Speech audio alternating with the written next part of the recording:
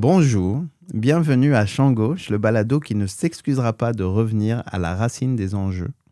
Je suis Haroun Bouazi, député de Maurice Richard à l'Assemblée nationale du Québec et aujourd'hui, nous allons parler de l'occupation israélienne, des investissements de la Caisse, de la SAQ, de droit international et nous allons même faire un petit détour avec ce qui s'est passé au temps de l'apartheid en Afrique du Sud.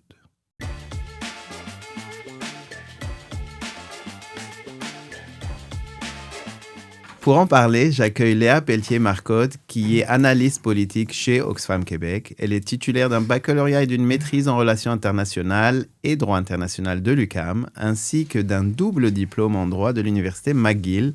Elle est également membre du barreau du Québec et chargée de cours à la faculté de sciences politiques et de droit de l'UQAM. Merci Léa. J'accueille aussi Paul Fauteux, qui est avocat et médiateur et arbitre accrédité, expert en droit international et en résolution de conflits. Il est le deuxième Québécois à avoir obtenu le diplôme de l'Académie de droit international de La Haye. Bonjour Paul. Bonjour Haroun, merci de me recevoir. Fait que Léa, évidemment, si on a décidé de faire ce podcast, c'était beaucoup suite au rapport que Oxfam a produit, que tu as très largement participé à produire sur les questions des colonies, du commerce fait avec les colonies, avec deux institutions particulièrement qui sont la Caisse et la SAQ. Mais avant d'en arriver là, je pense qu'une bonne introduction est faite dans ce rapport-là. J'invite tous les gens qui nous écoutent à aller le voir. Il est sur votre site web et il est très bien documenté. Quand on parle de territoire occupé, de quoi on parle au juste? Oui, c'est quelque chose que quand on travaille sur ces questions-là, on prend un peu pour acquis que tout le monde comprend, mais quand on parle d'occupation, de colonie, on se rend compte qu'il faut partir souvent de la base parce que c'est pas tout le monde qui est aussi, je dirais, agile dans la négociation ou au fait de ces réalités-là. Donc, puis il n'y a pas de honte à ça. Il faut juste bien comprendre. Donc, quand on parle de territoire occupé, on parle surtout, puis là, je vais juste résumer pour le contexte de la discussion d'aujourd'hui. Parlons surtout des territoires qui sont occupés illégalement par Israël suite à la guerre des 6 jours. Donc, on parle souvent des territoires occupés depuis 1967, après la guerre des 6 jours, et qui vont au-delà des frontières qui avaient été, je dirais, internationalement reconnues de l'État d'Israël en 1947-48. Donc, en 1967, Israël a commencé l'occupation, conquis, je dirais. Conquis vient avec une espèce de victoire aussi. Là, on parle vraiment d'occupation des territoires un peu partout autour de l'État, de ses frontières. Donc, on parle notamment en Syrie, le plateau du Golan, notamment en Cisjordanie et ailleurs au Liban et ailleurs. Mais pour ce qui nous intéresse aujourd'hui, concentrons-nous sur la région du plateau du Golan, donc le Golan syrien occupé et aussi le territoire en Cisjordanie. Donc, c'est des territoires sur lesquels Israël, depuis ce temps-là, assoit un peu son autorité, son régime, son pouvoir, son contrôle. Il essaie d'y étendre ses lois, son fonctionnement, mais aussi, de par sa prise de possession de ce territoire-là, par la suite, a mis en branle un projet de colonisation. Et donc, on parlait tantôt du transfert de population de la puissance occupante dans le territoire occupé.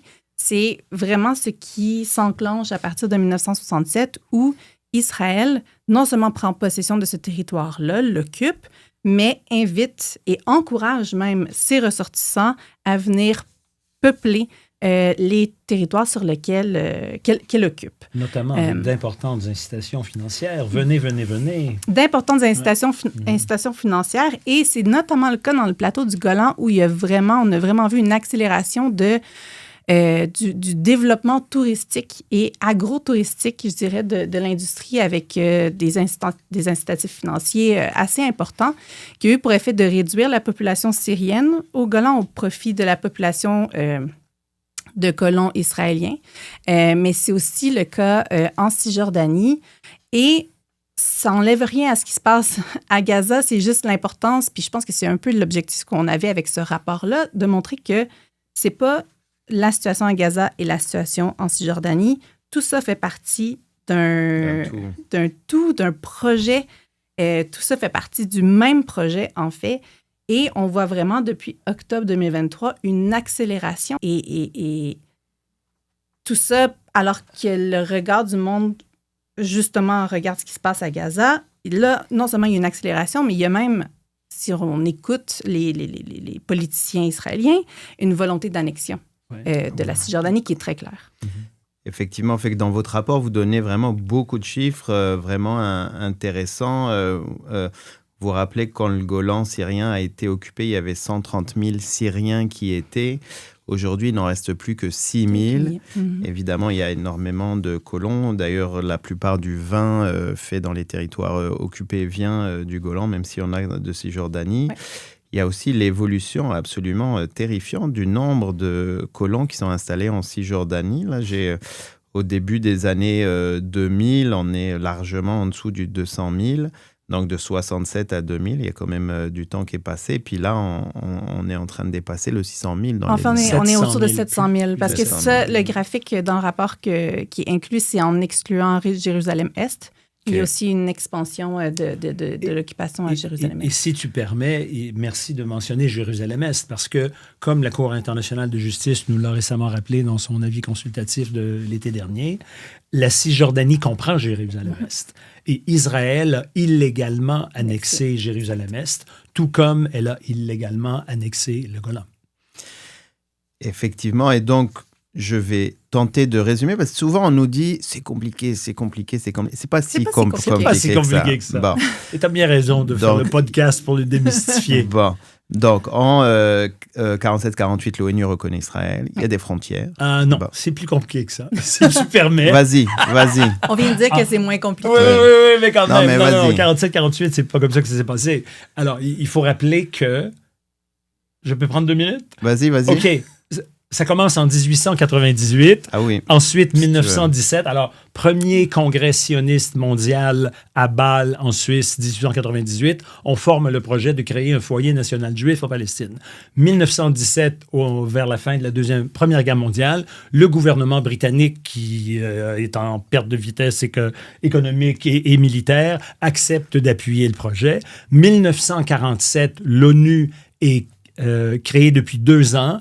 Les Américains forcent un vote par moult chantage, extorsion et compagnie pour que l'ONU accepte la création en Palestine d'un État juif et d'un État arabe. C'est pas l'État d'Israël, c'est 2 États. Et on prévoit, dans cette résolution adoptée par l'ONU en 1947, que les Juifs qui occupent 7% du territoire en auront 70%. Mais il y aura un État arabe à côté de cet État juif qui occupe 70% du territoire de la Palestine sous mandat britannique. 1948 arrive, les milices israéliennes, Haganah, Irgun et compagnie, se lancent dans une opération militaire contre les Palestiniens et ils prennent une proportion beaucoup plus grande du territoire que celle qui avait été réservée pour les Juifs dans le plan de partition de Palestine de l'ONU. Et depuis ce temps-là, ils se sont systématiquement opposés à la création d'un État palestinien. Fin de la parenthèse. C'est pour ça qu'on voit souvent les projets de l'ONU, puis après ça, les frontières effectives de 1948 parallèlement l'une à l'autre. D'ailleurs, dans ce moment-là précis, je sais qu'on ne va pas parler de Gaza, mais je ne peux pas m'empêcher quand même de rappeler qu'il y a 700 000 personnes durant la Nakba qui ont été déplacées. Ceux qui n'ont pas été tués ont dû fuir pour ne pas être tués. Exact. Et aujourd'hui, à Gaza, en fait, c'est une majorité, non pas de Gazaouis, mais d'enfants de réfugiés. Ils représentent 80% des gens dans Gaza. Donc, c'est des gens dans les villages, sont de l'autre côté du mur. C'est ça. Quand les gens nous disent tout a commencé le 7 octobre, imaginez une population où 80% de la population ont des terres qui sont dans ce qui est... Donc, ils ont été dépossédés. Dépossédés. Et évidemment, il y a aussi des résolutions de l'ONU qui rappellent qu'ils ont un droit au retour. Voilà. Donc...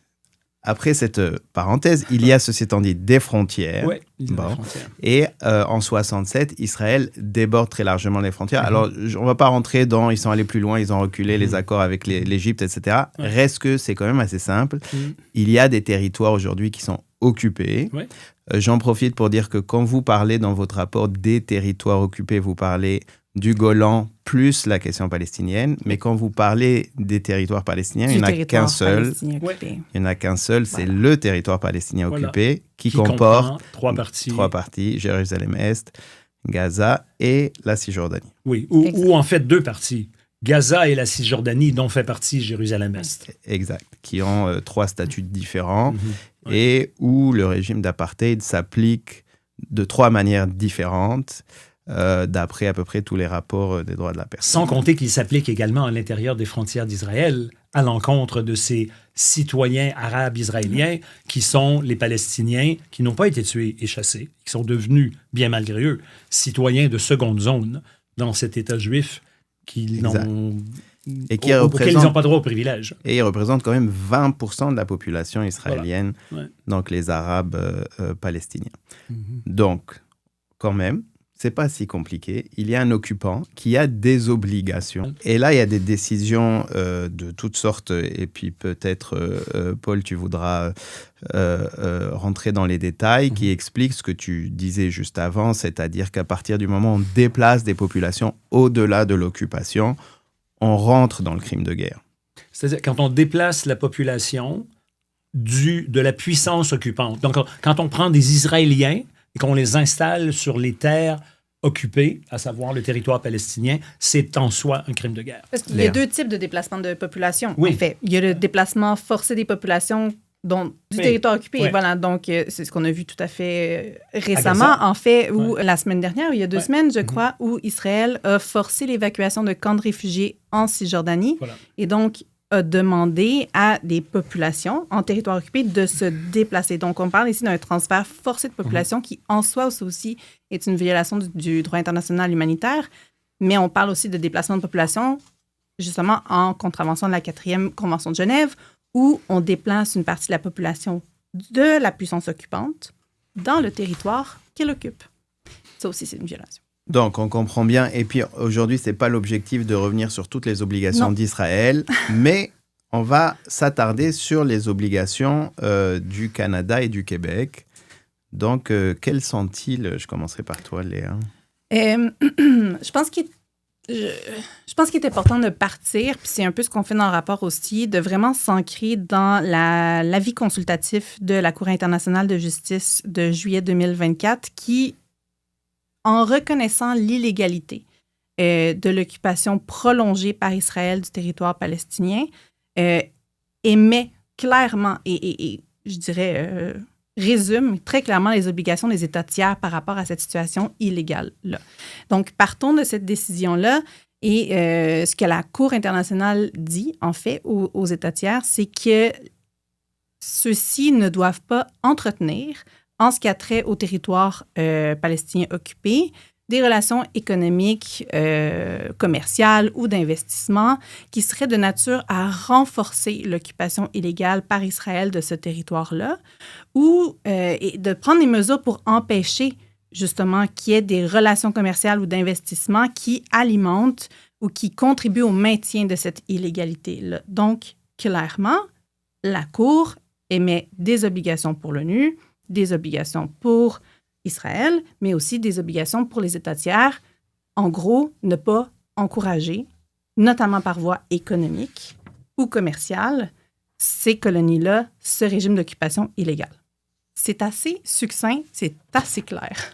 En un paragraphe, la Cour internationale de justice nous dit au Canada ce qu'il devrait faire. Puis je pense que c'est intéressant. Donc, si on se résume à la CIJ, c'est ça, c'est clairement énoncer les obligations. Et on peut même retourner à la position officielle du Canada qui ne reconnaît pas la légitimité d'Israël sur ce territoire-là, ne reconnaît pas cette volonté israélienne d'imposer ses lois dans le territoire qu'elle occupe. C'est écrit, si on va sur Internet, sur le site d'Affaires mondiales Canada, c'est écrit noir sur blanc que le Canada ne reconnaît pas justement la légalité de cette occupation et parle même des colonies comme étant un obstacle à la paix dans ce conflit. Et c'est très drôle après parce que quand on regarde effectivement qu'est-ce que le Canada, voire le Québec, fait pour essayer de agir de façon conforme à cette politique, bien, on voit que non seulement le Canada et le Québec ne répondent pas à cet appel de la Cour internationale de justice de prendre des mesures visant à ne pas alimenter ça, mais aussi permettre que des choses soient faites qui sont incohérentes avec la posture officielle du gouvernement. Mais il y a un mot pour ça. C'est l'hypocrisie. Ouais. Ah, j'en avais plusieurs, mais celui-là faisait très bien partie du lot. Paul, on a parlé d'Affaires publiques Canada, donc les affaires étrangères pour... Affaires mondiales. Affaires mondiales, pardon. Oui. Je dis Affaires publiques. Affaires mondiales. Mon ancien monastère. Exact, j'avais dit où tu as passé plusieurs décennies, on ne l'a pas dit au début, mais tu as eu la chance de voir ça de proche. Avant d'aller au Québec, parce que c'est ça qui nous intéresse, est-ce que tu aurais quelque chose à rajouter? Je sais qu'évidemment, il y a les accords de libre-échange, par exemple. Oui. Avec, Écoute, puisque tu fais allusion à mon passé fédéral, je partagerai quand même que quand j'étais au bureau des affaires juridiques entre Nairobi et Paris, on m'a demandé d'écrire une opinion juridique. La question était, les Palestiniens sont-ils un peuple? Et si oui, bénéficient-ils du droit à l'autodétermination? Alors, j'ai fait les recherches et les réponses étaient oui et oui. Ah. Voilà. Alors, je n'ai pas été étonné quand des décennies plus tard, la Cour internationale de justice a confirmé qu'effectivement, ils étaient un peuple, ils avaient le droit à l'autodétermination. Et comme nous le rappelle à la fois la Cour internationale de justice et Francesca Albanese, la rapporteuse spéciale des Nations unies sur la situation des droits de l'homme dans le territoire occupé par Israël, le droit à l'autodétermination, c'est pas n'importe quelle norme du droit international. C'est une norme de jus cogens, ce qui veut dire une norme impérative à laquelle on ne peut déroger et qui s'impose donc à tous les États, indépendamment de leurs engagements par traité. Tout comme d'ailleurs, le génocide, la prohibition du génocide, c'est aussi une norme de jus cogens impérative à laquelle on ne peut déroger et qui s'impose à tous les États, indépendamment du fait qu'ils sont partis à la Convention sur le génocide ou pas, et qui comporte notamment une obligation de prévenir le crime de génocide. Pas seulement de le réprimer, mais de le prévenir. Bref, pour revenir à la décision qui est en fait l'avis consultatif de la Cour internationale de justice de juillet dernier, si je pouvais élaborer juste un tout petit peu sur le paragraphe succinct que tu nous citais. Alors, voici ce que dans un article que j'avais écrit sur qu'est-ce que la CIJ a à dire à la CDPQ. Voici ce que la CIJ a à dire la CDPQ étant la Caisse de dépôt et de placement du Québec. Oui, et placement. Ne reconnaître aucune modification du caractère physique ou de la composition démographique, de la structure institutionnelle ou du statut du territoire occupé par Israël le 5 juin 1967, y compris Jérusalem-Est. Donc, ne pas reconnaître la légalité de ces transferts de population, ne pas reconnaître la légalité des colonies israéliennes. Deuxième point, faire une distinction dans leurs échanges avec Israël entre le territoire de l'État d'Israël et les territoires occupés depuis 1967. Alors ça, c'est un élément très pertinent de la conversation qu'on a avec la CDPQ depuis 3 ans, quand ils disent « Ah, mais nos investissements en Israël ne représentent que moins de 1% de notre portefeuille. » Ben déjà, ils se rendent coupables de cette violation de la norme édictée par la Cour qui est de ne pas faire la distinction entre Israël et le territoire palestinien occupé par Israël. Troisième point, ne pas reconnaître comme licite la situation découlant de la présence illicite d'Israël dans le territoire palestinien occupé. Et ça, c'est en lien avec l'obligation que la Cour, dans son avis, déclare être celle d'Israël, quitter le territoire et compenser pour les dommages infligés. Ce sont les deux seules choses légales qu'Israël peut faire. Sortir et payer. Évidemment, ils ne font ni l'un ni l'autre. Finalement, la CIJ dit toujours aux États tiers, dont le Canada et le Québec, ne pas prêter aide ou assistance au maintien de la situation créée par cette présence. Mais quand on commerce, on prête aide et assistance. Quand on envoie des armes, on prête aide et assistance. Et finalement, veiller à ce qu'il soit mis fin à toute entrave à l'exercice du droit du peuple palestinien à l'autodétermination, toute entrave résultant de la présence illicite d'Israël dans TPO. Donc, voilà ce que la Cour internationale de justice a dit que devaient faire les États tiers comme le Canada et le Québec. En fait, la situation est simple. Ouais. Ce qu'on dit, c'est qu'il y a des territoires occupés par Israël, que ce qui s'y passe constitue des crimes en fonction du droit international, et qu'à partir de maintenant, il y a des obligations pour les autres pays, les pays tiers, et qui sont principalement de ne pas aider le pouvoir occupant à continuer à faire les crimes qu'il est en train de faire, qui sont évidemment la colonisation et puis toutes sortes d'autres crimes. Et dans les conséquences, c'est de dire, on ne fait pas commerce, par exemple, avec ce qui se passe là-bas. On fait la différence entre le commerce qu'on fait en Israël et le commerce qui se passe dans les territoires occupés. On ne fait pas commerce de choses qui permettent d'accélérer l'occupation, etc., etc. Et donc, venons-en à ce qu'il y a dans votre rapport, justement, où vous prenez C'est très bien résumé, ceci dit. Oui, ça va, ça passe le test, oui. Je rajouterais, si tu permets, un point. C'est que l'occupation elle-même est illégale. Pas seulement ce qui s'y passe. Évidemment. Évidemment. Et donc, on arrive à votre rapport où vous prenez deux cas. Et moi, ça m'a vraiment intéressé. Techniquement, 3. 3? Mais oui, 2 ou 3. Mais c'est parce qu'il y en a 2 qui sont liés ensemble. Donc, nous, notre but avec le rapport, si je peux juste amener un peu plus de contexte, c'est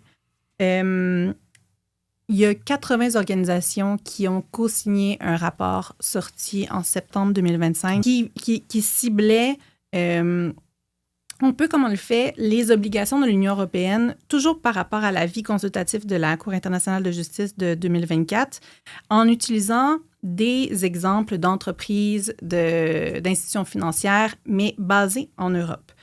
Puis nous, on s'est dit, c'est très bien de faire ça. Et donc, ce rapport-là, ça m'a co-signé, bien sûr, avec 80 autres. Puis on s'est dit, au Québec, il faudrait avoir des exemples d'ici pour que ça résonne avec les Québécois et les Québécoises, pour voir comment est-ce que nous, indirectement, on contribue justement à qui sont les complices maintien de tout le monde, en fait.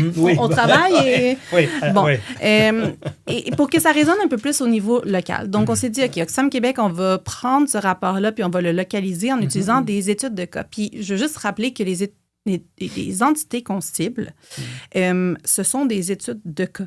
C'est pas un rapport qui vise à être exhaustif. Non, certainement des pas. Des exemples significatifs. Ni qui prend ces exemples-là comme étant, si ce sont nos cibles, puis c'est sur eux. C'est eux, mais il y en a d'autres. Ce sont des illustrations. Ce sont des illustrations de différents types de complicité. Donc, d'une part, on a la SAQ qui, par ses relations commerciales, alimente et maintient ce régime d'occupation-là, notamment, oui, en Cisjordanie, mais surtout dans le Golan syrien occupé. En vendant du vin. En permettant que soit commercialisé du vin produit en tout ou en partie de produits issus des colonies et qui est commercialisé comme produit d'Israël. Oui. Donc là, il y a une compétence partagée. Donc, premier exemple, donc la SAQ par des relations commerciales. Par la suite, on a l'entreprise WSP, qui est une firme d'ingénierie qui est basée à Montréal, qui a participé au développement de projets de transport en commun qui ont alimenté, encore une fois, les colonies, mais aussi le projet donc, colonial israélien. Donc, le premier projet était le train A1 qui reliait Tel Aviv à Jérusalem et que dans le tracé, empiétait sur le territoire palestinien en Cisjordanie à 2 endroits. Donc, on parle ici d'expropriation au bénéfice d'un service de transport au seul bénéfice des Israéliens et non qui ne bénéficient pas. Auquel les Palestiniens n'ont pas accès. Absolument pas. Et indirectement, donc, qui est l'actionnaire principal de WSP? La Caisse. La Caisse qui a des millions de Québécois et des Québécoises investis dans une entreprise qui, donc, participe un peu à l'expansion, à la consolidation des entreprises et qui, par défaut, nous rend complices. On a un exemple d'investissement, on a un exemple de fourniture de services, puis on a un exemple de relations commerciales et de commercialisation de produits. Donc, pour nous, ça donnait un portrait assez complet. Donc, c'est ces 3 entreprises-là qu'on a choisies. Et Oxfam, on est présent dans le territoire palestinien occupé depuis les années 50. On travaille avec des partenaires là-bas. Donc, ce qu'on voulait aussi mettre en lumière, c'est l'impact que ça a sur les populations et les partenaires et les personnes auprès de qui on travaille, avec qui on travaille. Puis, tout ce qui ressort du rapport n'est pas nouveau. Je tiens juste à mentionner, on ne présume pas que ce qu'on dit n'était pas connu. On les a vraiment pris, on a mis ça ensemble dans le rapport pour vraiment montrer comment, puis cibler vraiment sur le projet de colonisation israélien, les colonies illégales. Puis c'est vraiment cette consolidation et ce focus-là qu'on trouve qui est intéressant à mettre dans ce rapport. Ben oui, mais la question c'est connu par qui, parce qu'on attend encore l'émission spéciale de Zone Économie qui nous explique les investissements de la Caisse dans le WSP. Je veux dire, à un moment, il faut dire les choses, c'est absolument terrible. Moi, c'est pas faute d'avoir essayé d'alerter des journalistes, de déposer des pétitions signées par des milliers, voire des dizaines de milliers de personnes à l'Assemblée nationale. Et les journalistes, par manque d'intérêt, par peur ou par complicité... Par déférence envers cette vache sacrée qu'est la Caisse au Québec. Entre autres, il y a toutes sortes d'explications. Se retrouvent quand même à être des cas inconnus, en fait. Tu le disais. Exact. La Caisse, c'est comme chacun de nous, faut comprendre quand même que chacun de nous, à chaque fiche de paye, on voit un pourcentage de son salaire à la Caisse qu'il a investi en bourse pour le faire fructifier et qu'on le récupère plus tard quand on va être à la retraite. Voilà. En gros, entre autres, évidemment, il y a d'autres choses, mais il y a beaucoup ça. C'est le schéma de base et c'est tout à fait légitime. On est autour de 400 milliards de dollars d'argent qui nous appartient à toutes et tous. C'est énormément d'argent. Ouais. Dans le cas de WSP, c'est plusieurs milliards d'investissements juste dans WSP. Et le cas que tu donnes comme exemple, c'est le développement de transports qui traversent ces territoires ou qui même facilitent l'accès au territoire seulement pour les colons, avec un système évidemment de développement des colonies et d'apartheid, étant donné que les Palestiniens eux-mêmes n'y ont pas accès. Oui, puis pour revenir un peu, pour faire une boucle avec ce qu'on mentionnait, ce transport-là, donc si on prend notamment le projet de tramway à Jérusalem, qui est l'autre grand projet facilite le déplacement de la population de la puissance occupante dans le territoire occupé. Donc, on facilite ce déplacement-là, on consolide. Et Paul, toi, tu as eu plein d'échanges avec eux. Ils t'ont dit quoi? Écoute, au début, ils ont dit merci beaucoup pour votre belle lettre dans Le Devoir, co-signée par 6 éminents experts du droit international qui portaient notre attention sur la complicité avec les crimes de guerre israéliens. Alors, on a parlé à WSP et puis ils nous ont dit mais c'est un petit contrat de rien du tout, c'est vraiment pas grand-chose, et puis budget et échéance, là, c'est vraiment tout petit. Et Alstom nous a dit c'est pas vrai, nous, on n'est plus du tout impliqués.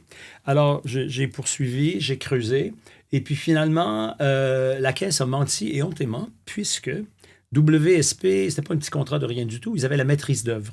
Contrairement à la ligne A1 de train Jérusalem-Tel Aviv, là, pour le train léger de Jérusalem, c'est le maître d'œuvre du projet. Alors, ce n'était pas un petit investissement de rien du tout, contrairement à ce qu'a déclaré la Caisse. Et donc, une fois qu'on a établi ça, on a poursuivi par d'autres voies. Donc, je suis avocat, donc j'ai un client qui m'a demandé de le représenter devant la Commission d'accès à l'information suite à sa demande d'accès à l'information à la Caisse sur toute la documentation relative à son investissement dans WSP. Deuxième demande pour Alstom, troisième demande pour 77 autres sociétés qui opèrent dans le territoire palestinien occupé, et finalement une quatrième demande sur la Russie, de laquelle la Caisse s'est retirée immédiatement dès le déclenchement de l'invasion de l'Ukraine. Donc la Caisse refuse de divulguer et invoque les exceptions à la loi sur l'accès à l'information, donc on se retrouve devant la Commission d'accès à l'information. Et c'est dans ce cadre que WSP, après force négociation, nous a finalement remis une lettre qui déclare très clairement que, je cite, WSP, le projet de train rapide Tel Aviv-Jérusalem, train A1, est complété depuis plusieurs années et WSP n'y est plus impliqué. Donc, oui, on y était, mais c'est fini, on ne l'est plus. De plus, WSP a cédé son entreprise israélienne à un tiers en 2025. Cette transaction comprenait notamment le projet d'extension du tramway de Jérusalem, Jerusalem Light Railway. La cession a été réalisée par le transfert de l'entité WSP Consulting Engineers Israel Limited aux individus de la direction locale. Cette vente a marqué la fin de toute activité de WSP dans le TPO. C'est quand même formidable. Je tiens à dire que nous avons ici une avant-première, un scoop, dans le podcast Champ Gauche, étant donné qu'effectivement, toutes les informations publiques sur lequel vous avez basé votre rapport, chère Léa, rappelle justement l'implication de l'WSP et qu'il y a une société civile qui est quand même très, très active malgré le manque d'accès aux médias, qui ont occupé, faut-il les rappeler et saluer, les camarades quand même qui ont occupé pendant un mois et demi, je ne sais plus. Le camp Al-Soumoud, juste à côté du siège devant social la caisse, de la caisse. Devant la caisse, qui a un site web actuellement dont j'ai oublié le nom, Sortons la caisse. Sortons la caisse d'Israël ou Coalition Québec Urgence Palestine. Qui continue à organiser des actions, des courriels envoyés aux élus, etc., envoyés à la caisse, et toutes sortes d'actions qui font en sorte qu'il y a des victoires, il y en a plusieurs, et celle-là, une fois qu'elle sera publique, même si nous avons donc, n'est-ce pas, une preuve écrite, et je suis très content que ça soit... Datée du 7 novembre courant. C'est chaud quand même. En matière de droit, tout prend des années avec vous, fait que le 7 novembre, c'est hier matin. Tout à fait. Et c'est pas la seule, parce que cet été aussi, à un moment où il y avait le minimum de couverture possible, la Caisse a annoncé qu'ils se désinvestissaient d'une compagnie basée en Israël à cause de ses activités par rapport à Gaza. C'est bien la première fois. La Caisse, si je peux ajouter à ça, la Caisse en juillet, donc peu après qu'elle ait été incluse dans le plus récent rapport de Francesca Albanese, elle a annoncé que jusqu'à nouvel ordre, il n'y avait plus de nouveaux investissements de la Caisse en Israël. Nous, ce qu'on voulait, ce qu'on veut s'assurer, puis le dialogue qu'on aimerait poursuivre avec la Caisse à ce moment-là, c'est que c'est une bonne nouvelle, mais ça devrait perdurer tant et aussi longtemps que cette situation d'illégalité qui est l'occupation perdure. Donc, par exemple, on a un cessez-le-feu à Gaza. Est-ce que la Caisse va juger que maintenant qu'il y a un cessez-le-feu, les investissements peuvent reprendre? Donc, tu sais, cette suspension-là devrait être le premier pas vers justement une volonté de faire la distinction, mais aussi de s'assurer qu'on commence à comprendre un peu les obligations qui incombent non seulement au Québec, mais aussi à la Caisse en termes de ne pas encourager le régime d'occupation. Donc, c'est ça qu'on... Surtout que, franchement, la ligne de défense de la Caisse est absolument insupportable. Et moi, la vérité, j'en veux aux journalistes. L'idée que la Caisse sorte et nous dise « il y a 0,1% de mon portefeuille qui est installé en Israël », nous, on parle d'à peu près 3% du portefeuille dont on parle. Je veux dire, Lockheed Martin, qui aujourd'hui fournit les F-16 qui permettent de bombarder à Gaza, ce n'est pas une compagnie qui est basée en Israël. Caterpillar, qui fournit des bulldozers sur mesure qui permettent de casser une maison de Palestiniens d'un coup, d'arracher les oliviers ou carrément, si ce n'est pas d'ensevelir des gens vivants, comme on a vu à Gaza devant les hôpitaux. Ce n'est pas une compagnie israélienne. Et donc, le problème, c'est d'investir dans des compagnies qui sont complices de crimes.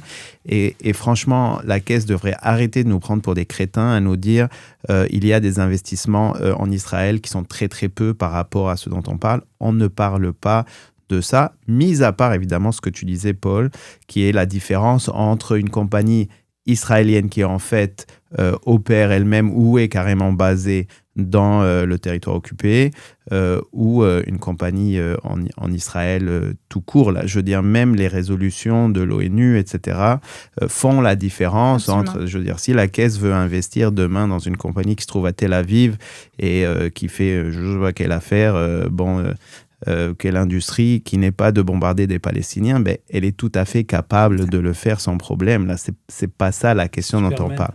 Vas-y. Alors, Francesca Albanese te contredirait. Dans son avant-dernier rapport, intitulé « De l'économie de l'apartheid à l'économie du génocide », encore une fois, comme le rapport de Léa, très bien documenté, pièces et preuves à l'appui, a très clairement démontré qu'investir en Israël, c'est prêter main forte, c'est assister l'occupation, le génocide et l'apartheid.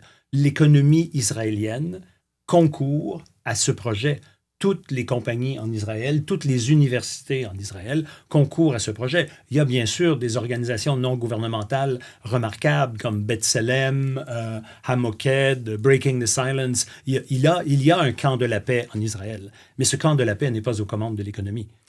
100%. Alors, évidemment... Oui, vas-y, excuse-moi. Non, mais ça participe aussi du fait que c'est difficile de faire la distinction dès lors qu'il n'y a pas de mécanisme pour s'assurer de la distinction. Puis je comprends le point de vue de Paul, je comprends le point de vue de Francesca aussi, tu sais, mais pour nous, le rapport Oxfam, je pense que la portée est plus étroite. La portée est plus étroite, puis, tu sais, commençons, tu sais, le low-hanging fruit, le fruit le plus... Oui, le fruit le plus mûr. Commençons par faire cette distinction-là. Oui, parce qu'il est impossible à défendre en face. Ouais. C'est surtout ça. Là. Ouais. Comment peut-on encore défendre l'idée de vendre du vin qui est fait au Golan ou en Cisjordanie, étiqueté fait en Israël, quand on a vu les images là, des colons avec des battes de baseball en train de fracasser les têtes des pauvres grands-mères qui essayent de ramasser des olives, c'est délirant que la SAQ continue. Je veux dire, ça, c'est évident. Sur les universités, sortir et dire, oui, mais attention, toutes ces universités-là font de la recherche avec l'intelligence artificielle qui permet de bombarder plus vite. Et puis, quand il y a une guerre qui démarre, ils arrêtent tout pour pouvoir envoyer les étudiants faire la guerre et tuer du monde à Gaza, etc. C'est plus compliqué à expliquer, même si c'est inacceptable. Je salue les universités qui sont en processus de couper leurs relations de recherche avec Israël. Et j'appelle toutes les autres, c'est-à-dire à peu près toutes, d'arrêter de faire de la collaboration avec les universités israéliennes. Mais c'est quand même, je veux dire, ce qu'il y a dans votre rapport est indéfendable, ni par la Caisse, ni par la SAQ. Puis, j'irais même plus vaste en termes de cible. Ce qui est d'autant plus perturbant, souvent quand on parle de... Si on prend la question du vin, souvent, la SAQ va répondre, nous, on suit les directives d'étiquetage de l'Agence canadienne d'inspection des aliments. Rappelons que les politiques d'étiquetage de l'Agence canadienne d'inspection des aliments ont été jugées... insuffisantes. Non, et même qu'elles induisaient les consommatrices en erreur. Oui. Et donc, les tribunaux en Ontario ont renvoyé, fédéraux aussi, ont renvoyé la question à l'agence en disant changez vos directives ou du moins revoyez vos directives d'étiquetage de produits issus de territoires occupés. On ne parle pas seulement du territoire palestinien ou du territoire syrien, là, mais de façon générale, pour l'enjeu des territoires occupés, les politiques d'étiquetage devraient être en mesure d'indiquer aux consommateurs, consommatrices ce qu'ils consomment, ce qu'ils achètent. Donc, vraiment au niveau de la décision d'acheter ou de consommer certains produits. Et donc, après ces décisions-là, l'Agence canadienne d'inspection des aliments a mené une vaste consultation en 2023 qui s'est terminée en octobre 2023. On attend toujours les résultats de cette consultation-là. Et donc, la SAQ, elle, souvent, par le passé, sa réponse a été on suit les directives actuelles, on attend. Si l'agence décide de changer ses politiques d'étiquetage, c'est un peu réducteur de s'en remettre à l'agence canadienne, alors même que ces produits-là ne devraient, ne pas entrer au Canada, et même si c'était identifié produit du Golan syrien occupé, ça ne devrait toujours pas être importé au Québec. Donc, oui, revoir donc les normes d'étiquetage ne règle pas le problème à la source, qui est notamment l'Association de libre-échange Canada-Israël permet que des produits issus des colonies soient étiquetés et soient importés ici comme produits d'Israël. Donc, à la base, ça contrevient aussi à l'avis de la Cour internationale de justice. Donc, les choses qu'on nous présente parfois comme des solutions ne sont pas des solutions, elles font juste déplacer le problème.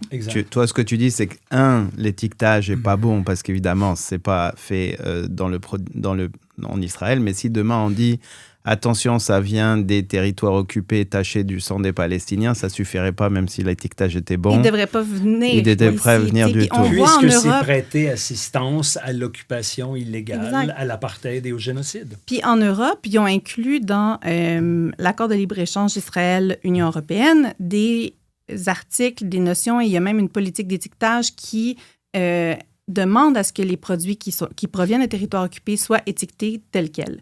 Et il y a des problèmes dans l'application de cette réglementation-là. Donc, encore une fois, on voit, le plus simple, ce serait de renverser le fardeau et demander aux exportateurs, donc aux producteurs de vin faits à l'intérieur des frontières internationalement reconnues d'Israël, qu'ils le démontrent. Exact. La SAQ a récemment retiré de ses tablettes tous les vins américains. Pourquoi? Parce que Trump avait imposé des tarifs qui violaient des règles de l'Organisation mondiale du commerce. Ici, on parle de normes impératives du droit international. Ça ne justifie pas d'enlever le vin des tablettes, ça. Mm-hmm. Deuxièmement, ce qu'il faut faire en application des obligations juridiques du Canada, dont fait partie le Québec, jusqu'à preuve du contraire, en vertu de la Convention pour la prévention et la répression du crime de génocide, ça inclut au minimum un embargo complet sur les armes en deux sens. On cesse d'exporter des armes en Israël, on cesse d'importer des armes en Israël, et la suspension de cet accord de libre-échange. Tant qu'on maintient le commerce avec Israël, on est en train de se rendre complice de génocide et d'apartheid. Oui, tu as donné l'exemple des États-Unis, mais évidemment l'exemple de la Russie aussi, qui est un bon exemple, où très vite, et puis on imaginerait mal comment la SAQ pourrait nous expliquer de la vodka qui vient du Donbass, écrit fait en Russie, tranquille, pas de problème. Mais la SAQ attend une directive du ministère des Finances. Exactement, qui est, semble-t-il, très, très à l'aise avec la situation. Moi, quand tout ceci a démarré, je me suis dit, tiens, je vais aller voir ce qui s'est passé avec le régime d'apartheid sud-africain, et j'ai demandé une recherche. On a des très, très, très bons services de bibliothèque à l'Assemblée nationale. Vraiment excellents, je les salue, ils sont juste exceptionnels. On peut leur poser n'importe quelle question. Alors, je leur dis, il s'est passé quoi pendant l'apartheid au Québec? Et c'était vraiment intéressant parce que Mulroney venait de décéder. Et donc, évidemment, on se rappelle tous, on le célébrait. Exact. Bon, alors, on ne le célébrera pas, nous, à gauche, pour les accords de libre-échange et toutes sortes, ou les privatisations à n'en plus finir, etc. Mais nous l'avons, nous aussi, célébré avec un grand plaisir pour ces politiques anti-apartheid et les politiques de boycott. Contre, à l'époque, c'était Thatcher, si je ne me trompe pas, qui était là. Contre Thatcher et Reagan et Bush. Tout le monde était fâché contre lui. Au Commonwealth, on était les premiers. Mais figure-toi, ce que j'ai appris, c'est que 8 ans avant, en 1977, un certain Jean Alfred, qui était le premier élu noir de l'histoire du Québec, l'élu de Papineau, avait fait passer une motion qui est passée à l'unanimité, qui disait qu'il fallait arrêter d'importer les vins qui venaient d'Afrique du Sud, tant et aussi longtemps les droits des personnes noires allaient être bafoués. L'année d'après, René Lévesque arrive au pouvoir, il interdit l'importation des vins d'Afrique du Sud. Exact, en 78. Ensuite, il ordonne, donc ça en 70. En 85, il demande à tous ces ministères et toutes les sociétés d'État de cesser de faire affaire avec des compagnies d'Afrique du Sud. Tout ça, là, c'était, alors, ou très, très avant, ou un peu avant et en même temps que Mulroney est arrivé. Donc, en fait, le Québec était précurseur là-dessus. Et je vous assure que j'ai cherché partout sur Internet un article de journal qui parlait de ça. Et j'en ai pas trouvé. Il n'y en a pas, étonnamment, il n'y en a pas du rôle. Et Bourassa est arrivé juste après René Lévesque et a continué dans les mêmes politiques. Il y avait quand même une cohérence là-dessus. Transpartisane sur le fait qu'on allait se tenir du bon côté de l'histoire. Bon. Et évidemment, ça ne s'est pas fait tout seul. Ça s'est fait parce que aussi il y avait une société civile qui était quand même très, très active, dont un certain nombre de camarades que j'ai eu la chance de connaître, dont Pierre Baudet, par exemple, défunt Pierre Baudet, qui malheureusement nous a quittés il y a 3 ou 4 ans maintenant. Il y avait Desmond Tutu qui était venu à l'époque, avait fait la tournée. Il y avait toutes sortes de choses qui ont fait en sorte d'accélérer cette position-là, qui a fait que le premier pays que Nelson Mandela a visité après 27 ans de prison. 27 ans, Après 27 ans de prison, ça a été le Canada. Et en 90, et donc c'est l'année d'après, je pense que le régime... tombe, ça se peut-tu? Non, Non, je ne me trompe pas. Et après 43 ans, donc le régime d'apartheid est tombé. Et fabuleuse murale commémorative de ce moment près de la station Lionel Groulx dans le quartier Saint-Henri. Exact. Nelson Mandela à Montréal. Il était venu à l'église là-bas. Oui. Exact. Et donc, c'est une partie de l'histoire dont on est très, très fiers. Et malheureusement, ce qu'on vit actuellement, je veux dire, heureusement, la société civile nous rend cette fierté. Oui. Parce que quand on se retrouve à ouvrir un bureau d'Israël à Tel Aviv en plein génocide, quand on se retrouve à appuyer ou à demander carrément à la SAQ de continuer à vendre ces vins-là, quand la caisse de dépôt, malgré les quelques victoires qu'on a au niveau de la caisse, par exemple, et ça, on le salue. Mais attends, ce ne sont pas des victoires au niveau de la caisse. C'est des victoires au niveau de WSP et Alstom. La caisse n'a rien fait. La caisse continue d'investir. On ne le saura pas. Parce que tout ça, ça date d'avant. Hein? Mais l'affaire de la SAQ, la question de la SAQ a commencé avant le 7 octobre, on est d'accord. Il y a eu des gens qui... Moi, quand j'ai été député, on m'a mis on m'a parlé des investissements de la Caisse dans une compagnie qui s'appelait Policity Ltd, qui formait les geôliers dans les prisons israéliennes, plus les gens de sécurité en Cisjordanie. L'enseignement de la torture. Exactement. Et donc, c'est des gens qui opéraient évidemment de la torture, y compris sur mineurs, documentés par... Et donc, j'avais reçu le PDG de la Caisse, que j'avais questionné là-dessus. Donc, ça, c'était avant le 7 octobre, encore une fois. Hein. Et il avait l'air vraiment touché, je le pense honnêtement touché, vraiment. Quelques mois plus tard, 6 mois plus tard, on apprend tout à fait par hasard, dans un truc écrit en hébreu, où il a fallu utiliser Google Translate pour essayer de comprendre quelque chose, que, en fin de compte, il y avait un désinvestissement, qui se débarrassait de cette partie-là de leur investissement. Et j'ai écrit, moi, j'avais le texto du chargé de communication publique de la Caisse.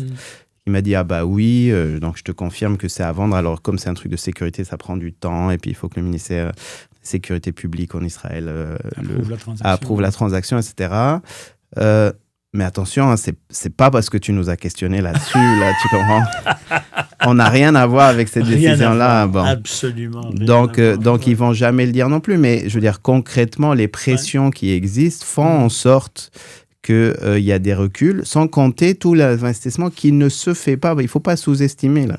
Il y a des universités qui ne font pas affaire avec d'autres universités en ce moment parce qu'ils disent « Oh, ça va se savoir, non, on veut... » Fait qu'il y a quand même des vrais gains grâce à la société civile, mais il y a le backlash. Et puis, j'aimerais bien qu'on en parle un peu. Peut-être, Léa, avant, tu voudrais réagir. Je veux juste compléter parce que...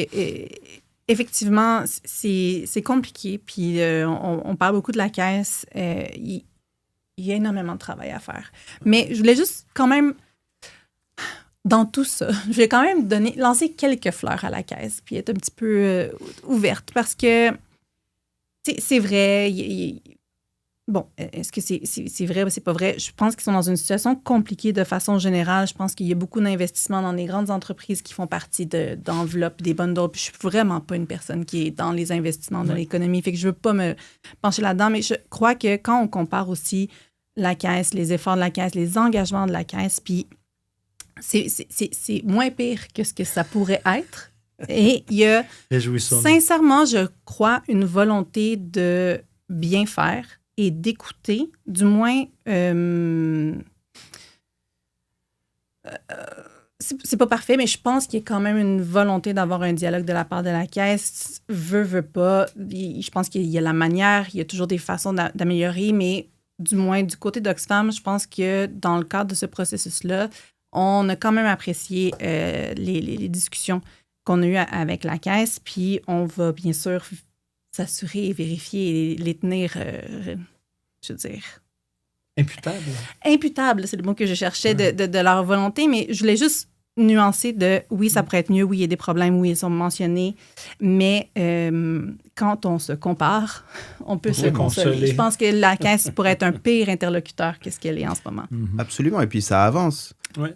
Paul, la première fois qu'on a parlé de ce sujet-là, tu m'as dit on va les rendre exemplaires, puis on va les prendre en exemple. Oui, c'est ce que je souhaitais dans mon grand optimisme réaliser. En matière climatique, mais en matière climatique, il y a eu des développements, puis je me dis qu'au niveau social... Ils sont capables. La vérité, c'est qu'ils sont capables. La preuve qu'ils sont capables, encore une fois, c'est que le jour où les tanks russes ont traversé la frontière ukrainienne, le PDG a annoncé dans les minutes ou les heures qui suivaient, le jour même, on se retire de Russie. Ils sont tout à fait capables, quand ils veulent. Exact. Puis, il y a au moins, j'ai plusieurs exemples, mais j'en donnerai au moins 2. Bon, il y en a un qui est intéressant, qui est quand ils ont décidé de désinvestir dans le fossile ou dans le tabac. Bon, le fossile, c'était beaucoup, hein, c'était 1% du portefeuille, 1% de centaines de milliards, c'est beaucoup de milliards. Et ils l'ont fait, je pense, en 12 mois, si mes souvenirs sont bons. En tout cas, c'est allé très, très vite. L'autre exemple que je trouve très intéressant, parce que quand j'ai reçu le PDG de la Caisse, évidemment, une des questions qui nous brûle les lèvres, c'est est-ce qu'ils payent, tous ces gens-là, leur juste part d'impôts? Et la Caisse, elle a une bonne politique. Elle se dit, bon, bah voilà, dans mes souvenirs, c'était 15%, mais je me trompe peut-être du pourcentage. C'est, bon an, mal an, là, c'est très, très dur de suivre l'argent, où est-ce qu'il se trouve, combien tu payes d'impôts, etc. Et tu dis, écoute, tu te débrouilles, là. Il faut qu'en tout, tu aies payé 15% d'impôts. C'est-à-dire? La compagnie où j'investis. Ah, la compagnie où j'investis. Et donc, si tu décides de mettre de l'argent... C'est la norme de l'OCDE. De l'argent dans les Barbades, de l'argent au Liechtenstein, de l'argent, etc. Moi, tout ce que je veux, c'est qu'au bout du compte, là, tu m'assures que tu as payé 15% d'impôts. Mais ça a des conséquences réelles. Il y a 2 types de compagnies. Il y a une compagnie qui dit, bon, bah, OK, donc je vais me priver des milliards de la Caisse. Et il y a les compagnies qui disent... Bon, bah, je vais me débrouiller pour payer 15% d'impôts. Et là, c'est la même chose. C'est-à-dire que WSP, je comprends que le principal actionnaire, c'est la Caisse. Mais je veux dire, je pense même pas qu'il est majoritaire. Là. Il en a beaucoup. C'est le premier actionnaire, mais pas majoritaire. Bon.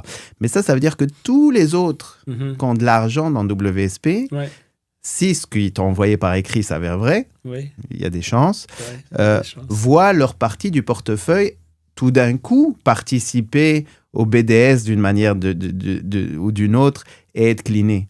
Je veux dire, la Airbnb loue des maisons dans les colonies. Bon, c'est 0% de leur portefeuille Airbnb.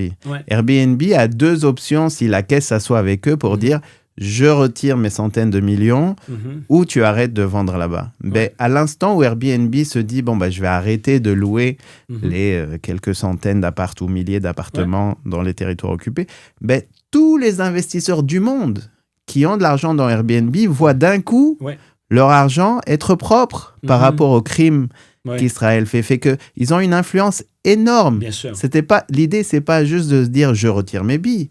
L'idée, c'est au contraire de faire en sorte que là où tu investis, se sentent obligés, ces grosses compagnies, d'arrêter de faire affaire avec et d'être complices des crimes. Mais c'est une des recommandations qu'on fait dans le rapport, l'engagement actionnarial, d'utiliser justement ce pouvoir-là d'influence, puis d'utiliser ce pouvoir d'investissement-là pour amener ces entreprises-là à changer leurs pratiques, puis à mieux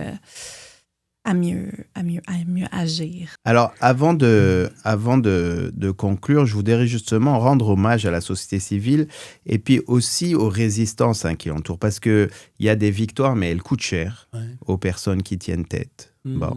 Y a on le voit par exemple au Québec, on nous parle de prières de rue. Je veux dire, la seule raison dont la CAQ fait tout d'un coup appel à ça, c'est parce qu'en fait, c'est des manifestations pro-palestiniennes où les gens font des prières pour les morts. Où on s'est dit, on ne veut pas de prières de rue.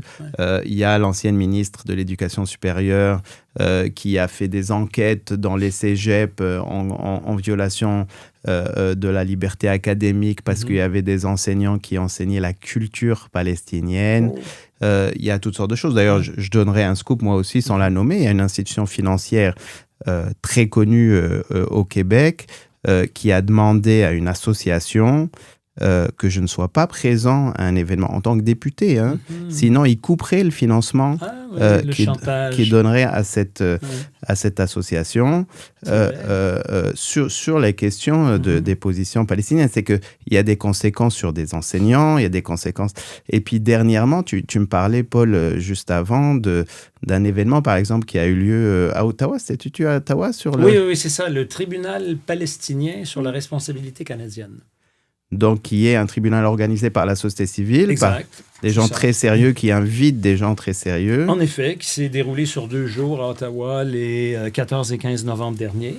Donc, son objectif, c'était d'analyser les obligations du Canada en vertu du droit international et de corriger des formes de complicité possibles dans la commission d'actes illégaux contre les Palestiniens, à la lumière, justement, de l'avis consultatif de la Cour internationale de justice, des mandats d'arrêt émis par la Cour pénale internationale contre Netanyahou, son ancien ministre de la Défense, et d'autres autorités, d'autres sources d'autorité en droit international.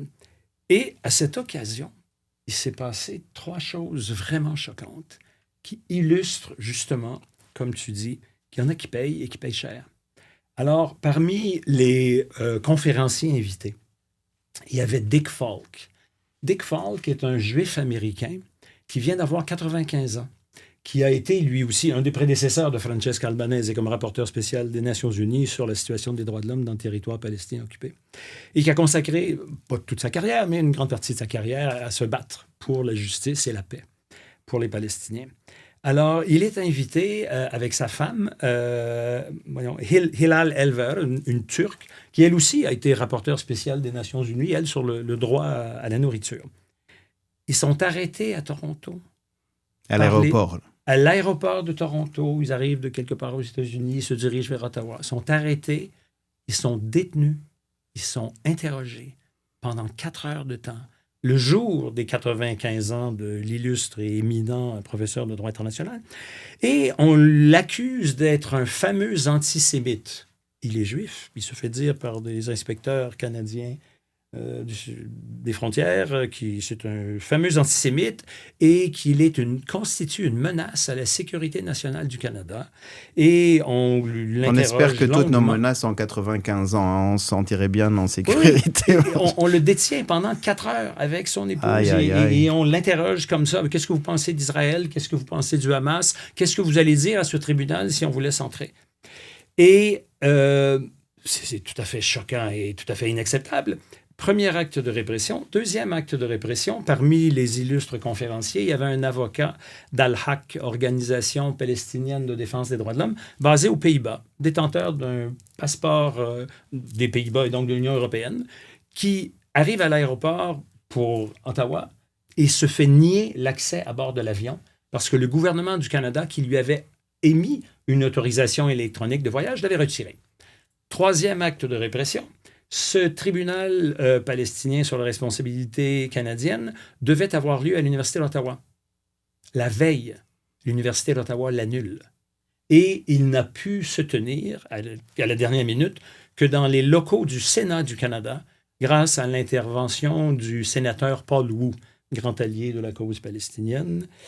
Et donc, tout ça illustre à quel point on est vraiment dans un climat délétère de répression de la liberté d'expression. De fermeture de l'espace civique. Au Canada et au Québec. Et si tu me permets de rajouter un aspect personnel à la chose, comme tu le sais, j'ai moi-même fait l'objet d'une violation de mon droit à l'égalité dans la reconnaissance de ma liberté d'expression par le Centre de règlement des différends sportifs du Canada, qui m'a très explicitement dit que la seule et unique raison pour laquelle il ne renouvelait pas mon mandat de médiateur sportif après 4 ans de bons et loyaux services, on me disait que mon dossier était irréprochable, c'est que j'ai publié des lettres dans le Devoir. Et que disaient ces lettres? Co-signées par ces éminents spécialistes du droit international mondialement reconnus, que la Caisse devait se conformer au droit international. Ah, mais t'es pas neutre. T'es pas neutre. T'es pas neutre. C'est pour ça que tu peux plus être médiateur sportif. T'es pas neutre, t'es pour le droit. Oui, c'est ça. Je suis pas neutre, je suis pour le droit. Exactement. Et c'est pourquoi, parce que je suis pour le droit, j'ai porté plainte à la Commission des droits de la personne et des droits de la jeunesse du Québec. Mon dossier chemine et je serais heureux de vous en donner des nouvelles. À suivre, à suivre. Peut-être sur une note positive, je voudrais conclure sur une note positive et je vous invite d'aller justement sur le site, donc sortant la caisse des crimes en Palestine, cdpq-palestine.info.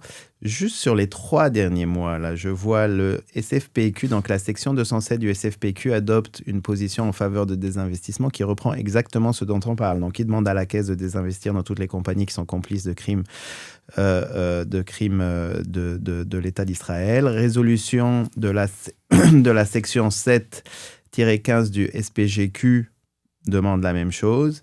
Et je salue tout particulièrement la municipalité de Saint-Valérien, qui a adopté le 8 septembre 2025, le conseil municipal a adopté une résolution qui demande aussi à la Caisse de désinvestir. Je suis allé voir sur Internet, c'est ou en bas de la Gaspésie ou en haut du Bas-Saint-Laurent, mais bref, c'est ça, dans ce coin-là.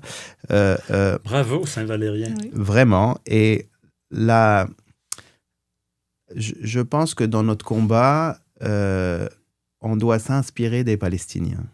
Oui. Les Palestiniens ont Ceux qui résistent. Ils ont une résilience hors de tout doute. Ouais.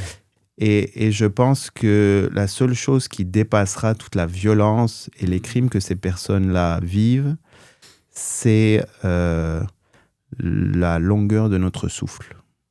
Et notre souffle est long. Notre souffle est long. Fait que merci beaucoup. Merci pour votre travail, Léa, à Oxfam. Oui, merci pour votre travail. Merci, Paul, pour tes éclairages et aussi ton souffle, parce que je sais que tu es une teigne pour la Caisse. et merci aussi à la Caisse et aux futurs gestes qu'ils vont faire, parce qu'on croit en eux. On croit en eux. On croit en eux. C'est ça, je veux dire. Si on peut poursuivre sur la note positive, je pense que nos demandes sont très raisonnable, très accessible. Puis je me permets d'avoir foi. C'est réaliste. Et tout à fait réaliste. Et donc, à suivre. Mais c'est ça, on va continuer le dialogue. Et puis, je pense que notre approche aujourd'hui, c'était très représentatif de la complémentarité de la société civile. On porte toutes des demandes différentes, on est différentes, on les porte toutes de façon différente, dans des vecteurs différents. Mais au final, on a les mêmes intérêts. Et merci à toi, cher Haroun, de nous avoir réunis, d'avoir donné le plaisir de faire la connaissance de Léa et d'avoir participé à ce beau moment de dialogue et de solidarité. Avec un grand plaisir. Continuons le dialogue jusqu'à la victoire, par exemple. Merci beaucoup. Merci.